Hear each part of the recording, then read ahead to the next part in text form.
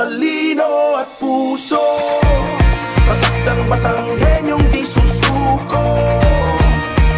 Kasabay natin sa pagsulong, basta sama-sama, tagumpay ang tadhana, pag may talino at puso. Habang ako ang nanay ng lalawigan ng Batangas, sisiguraduhin ko po na ang para sa tao at para sa inyo dapat mapunta at maibalik sa inyo, mga Batanggenyo. Hindi na kayo pupunta ng Kapitolyo, tandaan ninyo, ulitin ko, ang Kapitolyo, kami ang pupunta sa inyo.